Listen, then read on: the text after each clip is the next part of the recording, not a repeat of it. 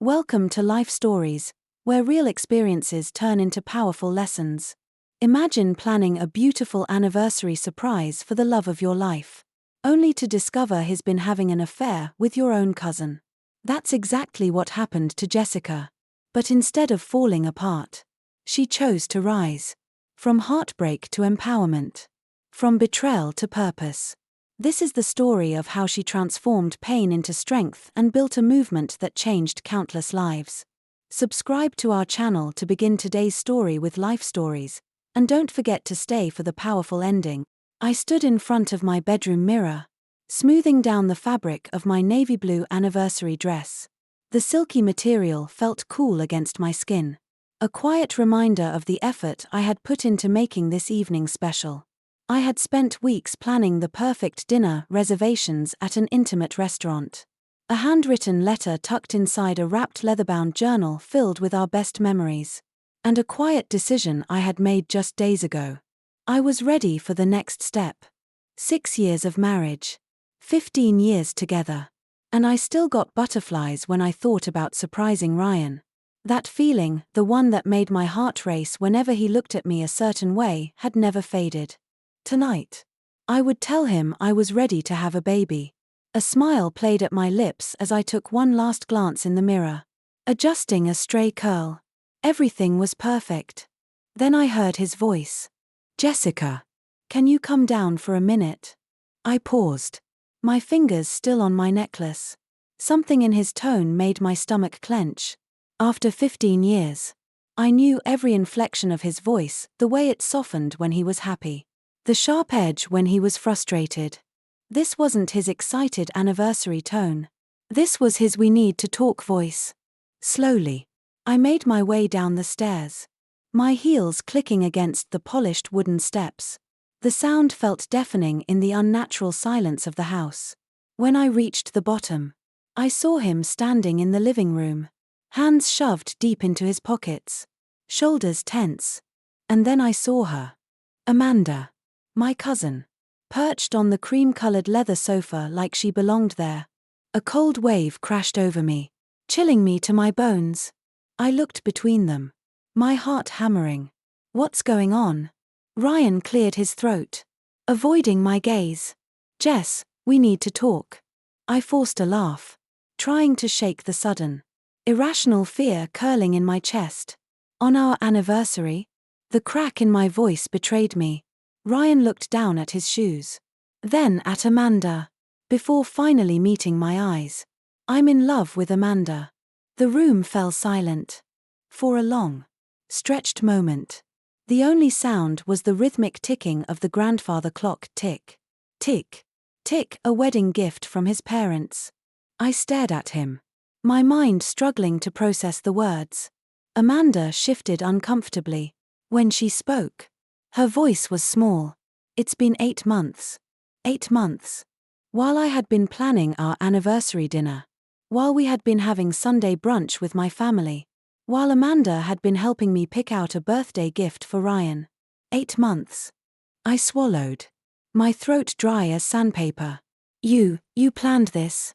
My gaze flickered toward the suitcases near the door. The sight of them made my stomach churn. Ryan exhaled. "I'm moving out today. Today." He had packed, waited, and chosen our anniversary, the day meant to celebrate our love, to tell me he was leaving. "Jessica, say something." Amanda reached for my hand, but I yanked it back as if she had burned me. "Don't touch me." My voice was barely above a whisper, but the force behind it was undeniable. Ryan ran a hand through his hair, a nervous habit I once found endearing. "We never meant to hurt you." A bitter laugh bubbled up in my chest. "It just happened. Jess." 8 months. Ryan. I felt something sharp and hot rise inside me. Anger, grief, betrayal. All twisting together into something almost unbearable. 8 months of sneaking around. 8 months of lying to my face. 8 months of watching me love you while my voice broke. I pressed my lips together, forcing the sob back down. Amanda stood. "That's why we're telling you now. We want to do this the right way." I turned to Ryan. My expression unreadable. Was that your idea or hers? He had the decency to look ashamed. I thought, a clean break. Clean? I let out a hollow laugh. There's nothing clean about this. Ryan. I needed space. I turned away, walking toward the window. Outside, life continued as if nothing had changed. Mrs. Peterson walked her dog. Kids rode their bikes down the sidewalk. The world hadn't stopped spinning just because mine had. Ryan cleared his throat again.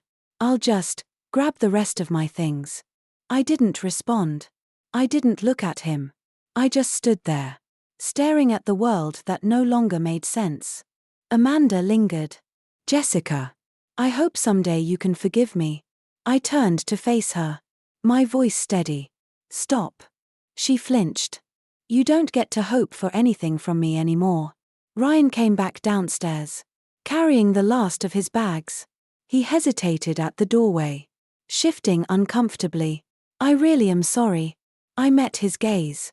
My heart breaking one last time. Not as sorry as you're going to be. The door clicked shut behind them. And just like that, they were gone. I stood alone in the house we had built together, the silence wrapping around me like a heavy blanket. Tick, tick, tick. The grandfather clock kept moving forward. Somewhere outside, a child laughed. And somewhere deep inside me, something shifted. I reached for my phone. Hey, Lauren. I said. My voice surprisingly calm. Remember that women's advocacy program we used to talk about? I think it's time. 2 weeks had passed since my world had imploded. 2 weeks of waking up in an empty bed. Of dodging sympathetic glances from neighbors. Of pretending I wasn't completely, utterly hollow inside. At first, I had let myself grieve, allowed the betrayal to settle into my bones, seeping into every corner of my heart. But grief was exhausting. It weighed me down, kept me stuck in the past. And I refused to let Ryan and Amanda have that kind of power over me. So, instead of drowning in misery, I threw myself into something new. I met Lauren at a cafe downtown, my laptop open in front of me. She nearly choked on her coffee when I told her my plan. You're doing what? She sputtered, setting her cup down before she spilled it. I'm starting the advocacy program, I repeated, turning the screen toward her so she could see the rough business plan I had been working on. You remember how we used to talk about it in college? A space for women going through career transitions, divorces, domestic violence. A real community where they can rebuild their lives. Lauren leaned forward, scanning the document with wide eyes. Of course. I remember. We used to fantasize about it all the time. But, Jess, are you sure this is the right time? You just found out about Ryan and Amanda. And what better time? I cut in. I have nothing holding me back anymore. No husband telling me to play it safe with my career. No family obligations keeping me from taking risks. Lauren hesitated, stirring her untouched latte. Speaking of family, I sighed. My sister, Natalie, checks in on me daily. Mom alternates between wanting to kill Ryan and trying to set me up with her dentist's son. Dad is just Dad. Quiet. Supportive. Probably plotting Ryan's mysterious disappearance in secret. Lauren snorted. And Amanda. She reached out. I admitted, pulling out my phone to show her the message. She said she's disgusted with herself and that she regrets everything. Lauren glanced at the screen, then back at me. Do you believe her? I don't know. I said honestly. And right now, I don't care. My focus is this. I gestured to my laptop. The old community center on Oak Street is up for rent. And they're practically giving it away because it needs major renovations. Lauren's eyebrows shot up. Jess, that's going to take serious money. I know, I said, taking a deep breath. That's why I've set up a meeting with Ethan Carter. Lauren nearly dropped her cup. The Ethan Carter? The billionaire philanthropist? I nodded. He funds women's initiatives. I reached out on LinkedIn. And his assistant actually responded. The meeting is tomorrow. Lauren sat back, staring at me like she had never seen me before. Holy crap. You're not messing around. No, I said, closing my laptop. I'm not. For the first time in weeks, I felt something other than pain. I felt power. That night, as I sat on my couch finalizing my pitch, my phone buzzed again. A message from Natalie. Heads up. Mom's on the warpath. Amanda showed up at her book club. I groaned, rubbing my temples. Lauren texted a second later. Want to go watch the drama unfold? I hesitated, then smirked. Actually, yes. But first, I had a future to build. The meeting with Ethan Carter was set for noon. And by 11:45, I was sitting in the sleek, glass-walled lobby of his downtown office, trying not to fidget. The assistant had been kind but professional, offering me coffee while I waited. I declined. My stomach was already in knots. I didn't need caffeine making it worse. Ethan Carter was younger than I expected. Maybe early 40s. With an easy confidence and sharp, assessing eyes. He gestured for me to take a seat across from him. So, Ms. Callahan, he said, folding his hands on the desk. Tell me why this program matters to you. I took a deep breath. Because 2 weeks ago, my husband left me for my cousin. On our anniversary. His eyebrows lifted slightly, but he didn't interrupt. I'm not telling you this for sympathy. I continued, my voice steady. I'm telling you because in the aftermath, I realized something. Women in situations like mine often have nowhere to turn. Not just for emotional support, but for practical help, career guidance, legal advice, financial planning. We're told to move on without being given the tools to do so.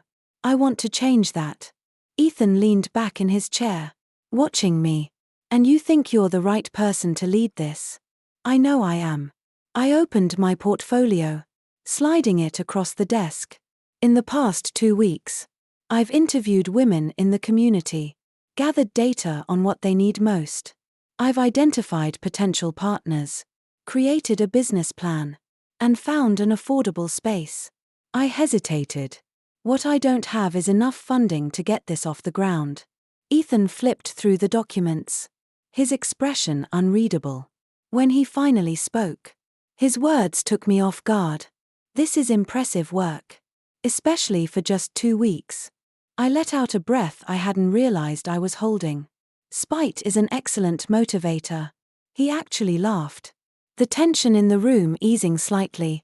Then he pressed a button on his desk phone. Sarah, can you bring in the standard grant paperwork? My heart stopped. Does this mean?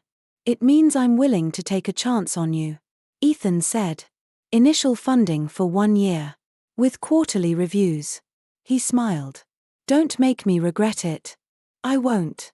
I promised. My hands shaking as I accepted the paperwork. Later that night, as I sat on my sister's couch, relaying the news, my phone lit up with a text. Ryan, can we talk? I stared at the screen, then held it up to Natalie. What are you going to say? She asked. I deleted the message without responding. Nothing, I said. I have better things to do. Like build an empire. The grand opening of the Phoenix project was just a few weeks away, and I had thrown myself into making sure every detail was perfect. Between overseeing the renovations at the community center, finalizing programs, and working with volunteers, I barely had time to breathe. But I preferred it that way. Keeping busy meant I didn't have time to dwell on Ryan, Amanda, or anything that had come before. And then, of course, Karma decided to make a guest appearance. It started with a text from Natalie. Heads up. Just heard from Aunt Lisa. Amanda's miserable. I didn't respond right away. I wasn't sure I wanted to know. But a few hours later, my phone buzzed again. Amanda, I know I don't deserve it. But, could we talk? I stared at the message for a long time. Did I owe her anything? No. Was I curious? Maybe. So, against my better judgment, I agreed to meet her. We sat across from each other at a small cafe, probably the same kind of place she had met Ryan in secret for months. But now, Amanda looked nothing like the confident, poised woman who had once sat in my living room and told me she had never meant to hurt me. Her hair was unkempt, her makeup barely there. She looked exhausted. I know I'm probably the last person you want to see, she said, staring down at her coffee. You're not wrong. She sighed. Ryan's cheating on me. I blinked. With his secretary? She let out a short, bitter laugh. That obvious? Painfully. For a moment. Neither of us spoke. I was stupid. Amanda admitted finally. I thought. I don't know what I thought. That it would be different with me. That I was special. Turns out, I was just his next mistake. I took a sip of my tea. Studying her. Why tell me this? Because I need you to know I get it now, she said quietly. I get what I did to you. And I'm sorry. Jessica. I really, truly am. I believed her. But belief and forgiveness weren't the same thing. I can't just erase what happened. I said. And I'm not interested in playing therapist to your bad decisions. I don't expect you to, she said quickly. But, if there's any way I can make things right, I want to. That's when it hit me. Her story could help other women, the ones who might make the same mistakes. The ones who might fall for the same kind of man. You want to do something real? I asked. Setting my cup down. Come speak at the program launch. Amanda's eyes widened. You want me to? I want you to tell the truth. Tell women how easy it is to ignore red flags. How betrayal doesn't just happen, it's built. Piece by piece. By people who refuse to see what's right in front of them. Tell them your story so maybe they don't have to live it. She swallowed hard. I don't know if I can. I shrugged. Then this conversation is over. A long pause. Then she straightened her shoulders. Okay, she said. I'll do it. I wasn't sure what surprised me more, the fact that she agreed. Or the fact that, for the first time since all of this happened, I felt lighter. Maybe, just maybe, this was the first step toward something bigger than either of us. The night of the Phoenix Project launch arrived faster than I expected. The community center, once a rundown space, now gleamed with fresh paint, warm lighting, and an energy that buzzed through the air. Women from all over the city had gathered, some seeking support, others offering it. As I stood near the entrance, watching volunteers guide guests to their seats, I felt a strange mix of nerves and pride. This was it. The beginning of something real. Something that mattered. And then, just as I was about to step onto the stage, Natalie grabbed my arm. You are not going to believe who just walked in, she hissed. I turned, and there he was. Ryan. He stood near the back of the room, looking smaller somehow, less polished, less sure of himself. He wasn't alone either. A petite blonde hovered by his side, clutching his arm, looking like she wanted to be anywhere but here. I sighed. Let me guess, his secretary? Natalie nodded. Bold move. Considering half the women here would gladly throw their drinks in his face. I don't care, I said truthfully. Tonight isn't about him. I meant it. But I still couldn't help but wonder why he was here. Before I could dwell on it, the event began. The audience fell silent as I stepped onto the stage. I took a deep breath, letting my gaze sweep across the room. Sometimes, life hands you a moment where you can either break down or break through, I said. This program was born from one of those moments. I told them about the women we were here to help, women starting over, women rebuilding. I spoke about the power of resilience, of community, of knowing your worth. And then I introduced Amanda. She stepped onto the stage, her hands trembling slightly. The room was dead silent as she approached the microphone. A year ago, she began. I made the worst mistake of my life. Ryan shifted uncomfortably in the back. I hurt someone I loved. I destroyed relationships. And I told myself it was worth it until I realized I was just another chapter in someone else's pattern. She glanced toward me, then took a deep breath. This program exists because Jessica didn't let betrayal break her. She turned it into something powerful. And I'm honored to stand here tonight and say that I'm trying to do the same. The applause that followed was deafening. And when I looked toward the back of the room, Ryan was gone. I turned my attention back to Amanda, nodding in quiet approval. Maybe she really had learned something. Maybe we both had. As the event wrapped up, I stood at the entrance of the Phoenix Project, watching as women laughed, exchanged numbers, and made plans for their futures. This was more than just an organization, it was a movement. A testament to the fact that pain could be transformed into purpose. Ethan appeared at my side, his warm smile grounding me. "You did it," he said. "We did it." I corrected, slipping my hand into his. Somewhere in the crowd, Amanda spoke with women who saw parts of their own stories in hers. Natalie raised a glass in celebration.